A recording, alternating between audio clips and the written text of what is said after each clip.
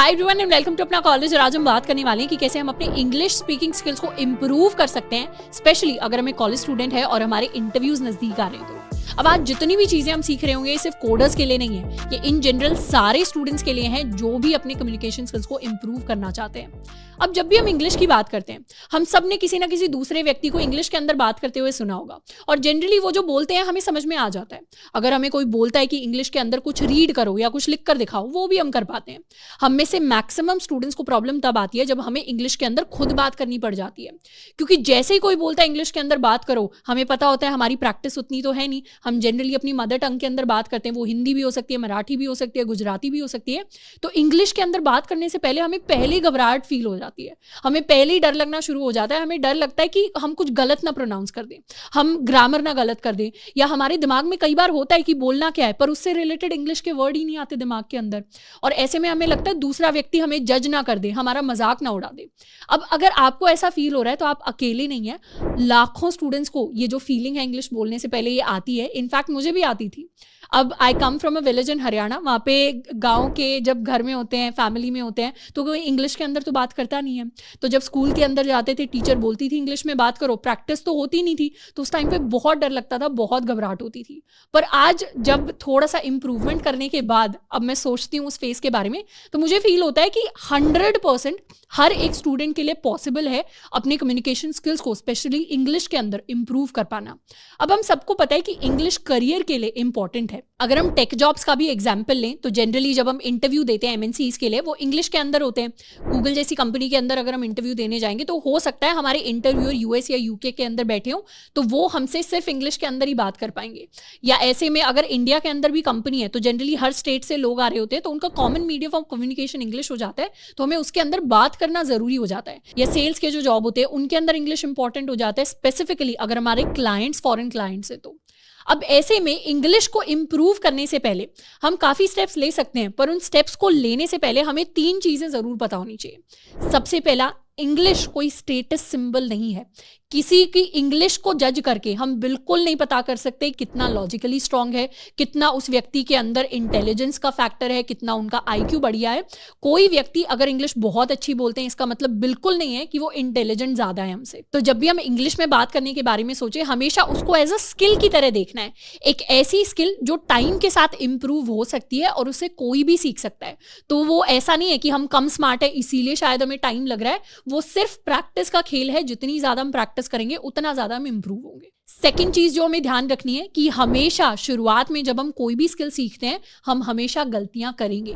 जैसे मान लो किसी को अगर ड्राइविंग नई सीखनी है, अब ड्राइविंग के बारे में चाहे कितने भी हम ड्राइविंग के रूल्स पढ़ लें, कितने भी वीडियोस देख लें, दूसरे लोगों को देख लें ड्राइव करते हुए, पर एक्चुअल ड्राइविंग तो हम तभी सीख पाएंगे ना जब हम खुद गाड़ी के अंदर बैठेंगे, जब हम खुद ड्राइव करके देखेंगे। और शुरुआत में जब हम ड्राइविंग करेंगे तो हमेशा हमसे मिस्टेक्स होंगी ही होंगी, तभी तो हम एक्चुअली सीख रहे होंगे। तो इसीलिए मिस्टेक से घबराना नहीं है। शुरू में जब हम इंग्लिश की प्रैक्टिस कर रहे होंगे तो उस टाइम पर हमसे भी मिस्टेक्स होंगी, तो उन मिस्टेक्स से डर कर उस चीज को छोड़ नहीं देना कि 1-2 बार हमने ट्राई किया, हमसे मिस्टेक्स हो गई तो फिर हमने छोड़ ही दिया, हम डीमोटिवेट हो गए। उस तरीके से हमें नहीं चलना, हमें उस चीज पर डटे रहना है जब तक वो चीज हमसे इंप्रूव नहीं हो जाती। और तीसरी चीज ये याद रखनी है कि इंग्लिश स्पीकिंग को इंप्रूव करना कोई सालों का प्रोसेस नहीं है। हम जनरली 30 दिन के स्पैन में एक अच्छे खासे लेवल ऑफ इंप्रूवमेंट को लेकर आ सकते हैं। अब जैसे कॉलेज एग्जाम्स होते हैं, कॉलेज एग्जाम्स में अगर हमें 60-70% लाना है तो एग्जाम से 3-4 दिन पहले भी पढ़ के जाएंगे ना तो भी काम चल जाएगा, तो भी उतना स्कोर कर लेंगे। पर हाँ, वो बात अलग है, अगर हमें 90% 95% लेकर आना है तो हमें काफी पहले से तैयारी शुरू करनी पड़ेगी। जैसे ड्राइविंग लाइसेंस होता है, 10-15 दिन भी सीख कर हम अपना ड्राइविंग लाइसेंस आराम से ले सकते हैं। अब हाँ, ड्राइविंग को और अच्छे से करने के लिए और अच्छी इंप्रूवमेंट लाने के लिए हमें टाइम लगाना पड़ेगा। वैसा ही कुछ इंग्लिश के साथ है।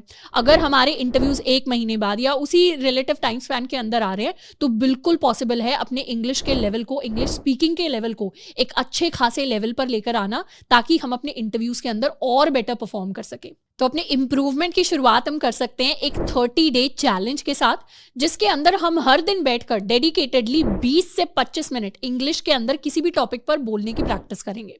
अब हमें पता है इंग्लिश के अंदर कम्युनिकेशन स्किल्स इसलिए उतने ज़्यादा अच्छे नहीं है हमारे, क्योंकि हमारी प्रैक्टिस के अंदर कमी है। हम हिंदी के अंदर, गुजराती के अंदर, मराठी के अंदर तो बचपन से बोलते आ रहे थे, इंग्लिश के अंदर बात नहीं करी, इसीलिए वो स्किल अभी कमज़ोर है। तो उस चीज़ को बात करके ही हम इंप्रूव कर पाएंगे। अब बात करने के लिए हमें दूसरे व्यक्ति की ज़रूरत नहीं है। शुरुआत किसके साथ करनी है? शुरुआत सिर्फ अपने साथ करनी है कि खुद से किसी भी टॉपिक के ऊपर हम बात कर सकते हैं। लेट्स सपोज हम टेक एंथुजियास्ट हैं, आज हमने सर्च किया कि डेटा साइंस क्या होता है, हमने अपना कॉलेज की वीडियो देखी और उस वीडियो से हमने जो भी सीखा उसको बस 20 से 25 मिनट अब हम इंग्लिश के अंदर रिपीट करेंगे। या फिर मान लो अगर आप टेक स्टूडेंट नहीं हो, आप किसी दूसरी फील्ड से आते हो और आपने आज किसी ट्रेंडिंग टॉपिक के बारे में सीखा, जैसे इंडिया होना चाहिए नाम देश का या भारत होना चाहिए, अब उससे रिलेटेड आपने जो भी सीखा है, आपके जो भी थॉट्स हैं उनके बारे में आपको इंग्लिश के अंदर बात करनी है 20 से 25 मिनट। अब ये बात कैसे करनी है? अपने फोन का वॉइस रिकॉर्डर खोल के बैठना है और उसके अंदर 20 से 25 मिनट जैसे हम बोल पा रहे हैं वैसे हमें बोल के देखना है। और एक बार वो प्रोसेस हमारा कंप्लीट हो जाता है तो उसके बाद उसको सुनना भी है। सुनकर हमें खुद के लिए एनालाइज करना है कि हमारी क्या चीजें वीक आ रही है। क्या हमारा प्रोनाउंसिएशन में कमजोरी आ रही है? क्या हमारी वर्ड फॉर्मेशन में कमजोरी आ रही है? क्या हमारा ग्रामर कमजोर है? और फिर उन चीजों के ऊपर इंप्रूवमेंट करने की जरूरत है। पर इंप्रूवमेंट करने से पहले वो एक्शन लेना बहुत जरूरी है। इनफैक्ट आज अगर हमारा डे 1 है अपने चैलेंज का, तो यहां से आज हम जितनी भी चीजें सीख कर जा रहे हैं उनको अपने वॉइस ऐप के अंदर रिकॉर्ड करना है और फिर उनको जाकर सुनना है। और ये चीजें मेरी तरह हिंदी में नहीं बोलनी, इन चीजों को स्पेसिफिकली आपको इंग्लिश के अंदर जाके रिकॉर्ड करना है। तो अभी अपनी एक शीट ऑफ पेपर निकाल लेनी है जिसपे 1 से लेके 30 तक हम नंबर लिख रहे होंगे और उसमें टिक टिक टिक करते जाना है जिस दिन हम अपने चैलेंज को फॉलो कर रहे होंगे। एंड आई गारंटी यू कि 30 डेज के बाद हम डेफिनेटली एक अच्छा खासा इंप्रूवमेंट देख रहे होंगे। इसके साथ में जब हम शुरुआत कर रहे हैं इंग्लिश को बोलने की, प्रैक्टिस करने की, तो उसमें हमें फैंसी वर्ड्स को यूज करने की जरूरत नहीं है।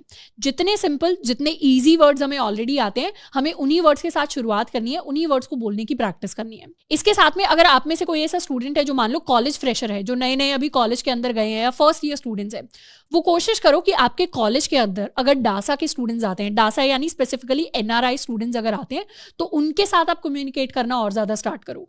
मैं अपना पर्सनल एग्जांपल लूं तो मेरे कॉलेज के अंदर एक कुछ स्टूडेंट्स आते थे जो दूसरी कंट्री से आ रहे होते थे, जैसे कोई नेपाल से आ रहा है, कोई नाइजीरिया से आ रहा है। तो जनरली ये जो स्टूडेंट्स हैं ये इंग्लिश के अंदर बात करते हैं। तो इन लोगों से आप बात करोगे ना, वो हिंदी पे शिफ्ट नहीं होंगे आसानी से, तो आपको ही इंग्लिश पे शिफ्ट होना पड़ेगा और इस बहाने से आपकी इंग्लिश बोलने की प्रैक्टिस बढ़ जाएगी। तो अगर इस तरीके का सिनेरियो आपके भी कॉलेज में है तो आप ऐसे स्टूडेंट्स के साथ बात करो, इनके साथ इंटरैक्ट करो, दोस्ती कर लो एंड उसमें आपकी प्रैक्टिस हो जाएगी इंग्लिश को बोलने की। साथ के साथ अगर मान लो हमारे हॉस्टल रूम में हमें थोड़ी प्रिवेसी मिलती है या घर पे थोड़ा सा टाइम मिलता है, तो शीशे के सामने जाकर थोड़ी सी और प्रैक्टिस कर लेनी है।